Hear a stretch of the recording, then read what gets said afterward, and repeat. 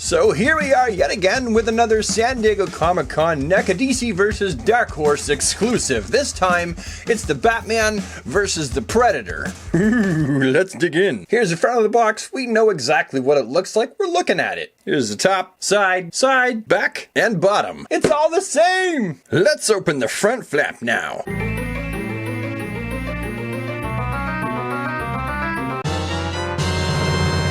You know what, let's just stop looking at it this way and pull it out of the package and look at it. Consider yourself released! And here's what you get. The whole thing has been strapped into the back of this here bubble, so we need to take them out. Let's just snip these. Oh, and I'm being very careful because I can see that Batman's cape has been taped into the bottom here. I'm always left wondering why. Why is it taped in there? Where do they think it's gonna go?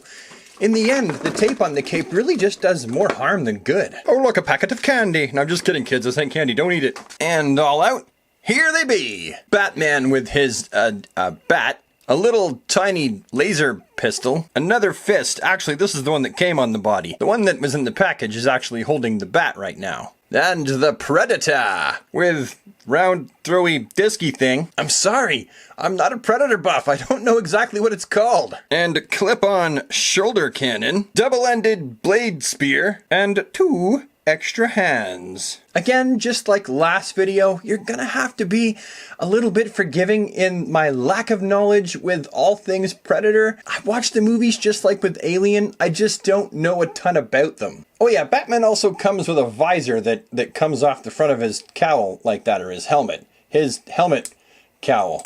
Oh, it fell off. Let's just put it there. Anyway, let's take a closer look at both of these figures individually, starting with the Batman.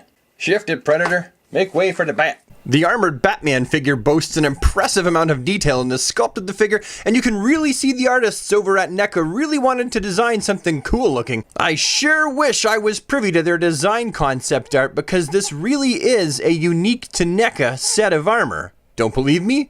Honestly, just look at these images of the armored batsuit from Batman's previous encounters with the deadly alien hunters known as Predators. Comparing the two, there doesn't seem to be any real attention paid to canonical detail and comic accuracy, but rather, we see NECA had opted for their own unique take on the armored batsuit. Here's a much better close-up look at the bat that Batman comes with some of the Predator blood and guts spread on it. And here's what it looks like when he's got the little tiny cricket gun in his hand. I don't know what it's called. I think of this as the cricket from Men in Black. That really small gun that goes kablam! And he's like, oh wow, this thing's way more powerful than I thought it was. The overall look of this Batman is very, very cool. And to be honest though, I'm not really sure exactly what they're going for. I mean, parts of this Batman armor look definitely reminiscent of the comic, but I honestly don't think that this specific armor is from any one issue, if I'm being totally honest. I mean, sure, it's designed and looks nice enough. I mean, look at them cool looking gauntlets and gigantic bat utility belt, and I mean, it's a very cool looking figure. There's definitely no doubt about it. And the fact that they've sculpted so much stuff like the bullet hole or whatever, the cut mark and the emblem have been sculpted into it. I mean, it's a very cool figure, and there can be absolutely no doubt about that fact. As for the paint apps on this figure, I mean, they do look tidy enough in most places. Once you get things under like a really close macro lens, maybe some things begin to look just a little bit sloppy. But the face sculpt, which looks really cool, all bat gritting his teeth like he's had enough of the Predator's crap, and he's about to kick his butt with this here bat. But it's definitely a very cool looking Batman figure, and it gives me sort of a football player feel, like if Batman was part of a football team. I mean, just stick this piece of his helmet on right here. I mean, you've got hockey player / football player Batman ready to go. Toss the bat in his hand and geez, you got 3 sports covered with one dude. I would like to just take a moment to pull this guy apart. I mean, really, the head, this is a they didn't glue it down. It just sits on the pegs and whoops, see, I mean, it really doesn't take that much, but I want to just take a second to pull the armor apart and show you what is underneath. So the pauldrons are just pegged in there like that, and they just slide right off. His body armor actually just comes apart right here at the seam, and his leg pieces, they just fall right off. And so this actually reveals a little bit more of what the Batman that we're supposed to be able to pre-order in September for October's New York Comic Convention will look like. And yes, there's the trunks underneath his armored bat cod piece. You can see the bat buns under there. So this actually will give us a better idea. And honestly, really, this Batman just shares the same body pieces as Superman. It really is the same set of trunks under there. Looks like the exact same abs and torso, same biceps. Forearms are different because Batman's got the gloves and the scallops. But it does look like they used basically the same mold that was just modified for each one. I mean, this one had to be modified to fit this piece in here. Oh, there he goes. Superman's falling over. All right, Subes, go lay down. It's funny, if they actually hid a bat symbol under the chest right here, you could actually just do a simple custom with the boots and the gloves here and put on another head. Because you can even see underneath, you've got the regular neck piece underneath here. So you could technically make a really cool looking custom Batman figure out of this. The articulation for this Batman, and I'm not even going to try doing the articulation with the leg pieces on at the very least. You've got the groin, which is the same as the Superman. You got some articulation up there at the top. You got double jointed knees. You got rotation at the top of the boots. This one's really sticky. Hang on. There we go. Oh, the head fell off again. This Batman, if you can see in there, actually has hinges that are also pivots as well. But I mean, the armor does kind of get in the way of that, so don't expect a ton of articulation at the ankles. He also rotates at the waist. He's got the ab crunch. He's got bicep swivels, double jointed stuck elbows. Is that one stuck too? Okay, that's a double jointed elbow that's not stuck. I'll just have to boil and loosen that one. Then you have wrists that spin 360 or on a little hinge there. Oh, right, yes, and I almost forgot. He's also got toe articulation. Now the shoulders can go up because they're on that rounded hinge, and the shoulder pauldrons, it didn't break off. Whew, for a second there I thought it broke off. It didn't. It's actually, it just fits on a thing. But I guess if you're gonna try and move his arms right up, then expect the shoulder pauldrons to fall off. Okay, so, oh yeah, and the head. Oops. As you can see here, the head is going to be on a rounded ball peg, and that's about it. That's what this guy's got for articulation. You know, it's pretty much the same as the Superman's, only it's less obtrusive because he doesn't have the thick football armor on.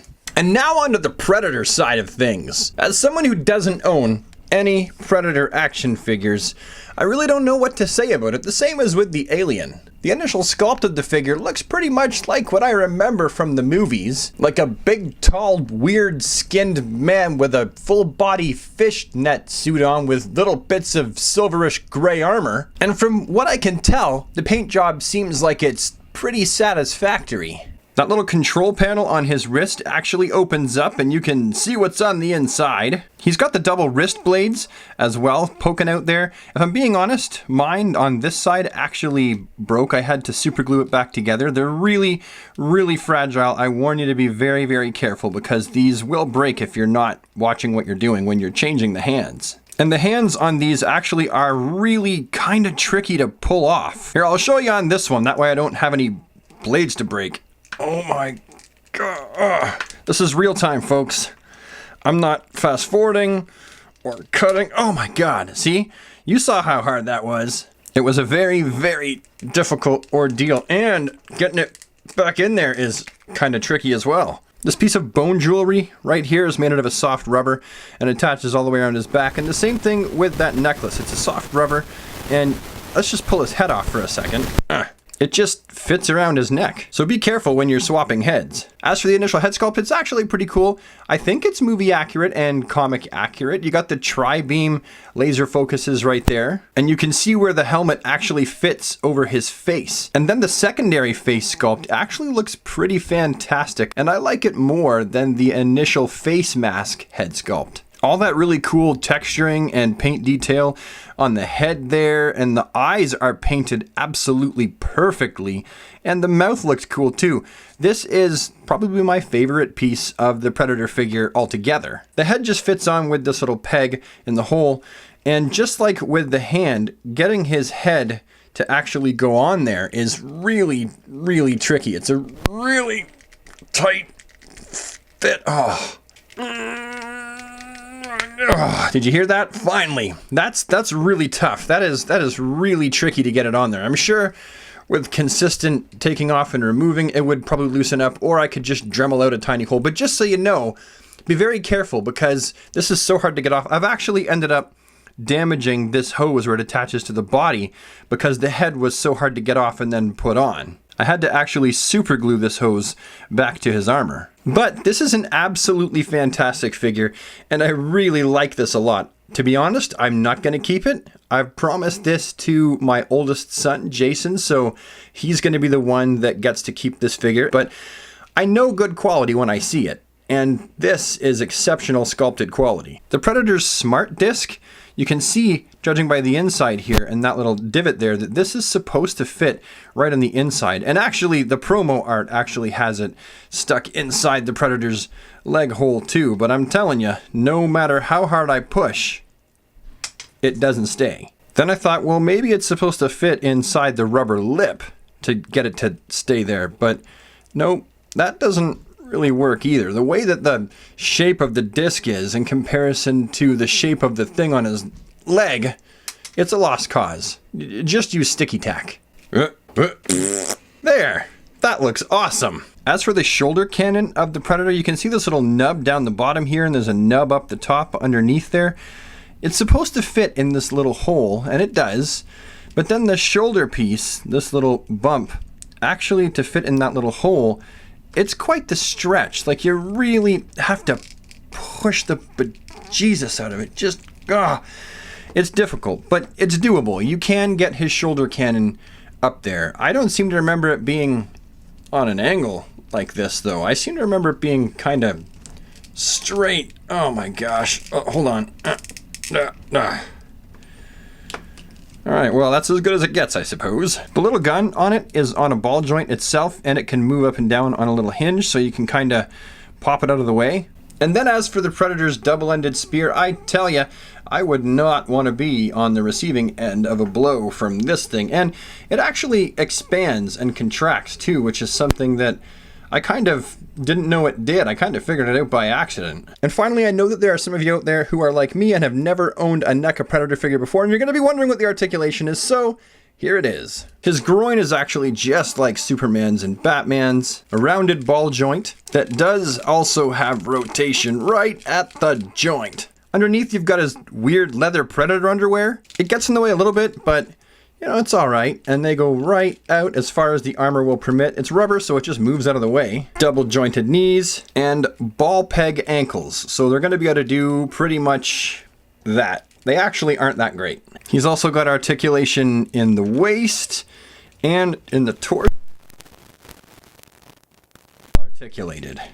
His shoulders have the rounded ball hinges, but this shoulder pauldron and this shoulder pauldron actually get in the way of that. Swivelly biceps, double jointed elbows, and rotated ball hinge wrists. And we've all seen what the head is on, right? It's on a peg that's in a ball hinge inside the neck. So as someone that does not collect Predator figures, someone who has never owned a Predator figure a day in his life, this is actually pretty impressive for me. And I'm glad that he was part of the 2-pack. And I feel like as far as figure quality, the Batman and the Predator are both on par with one another.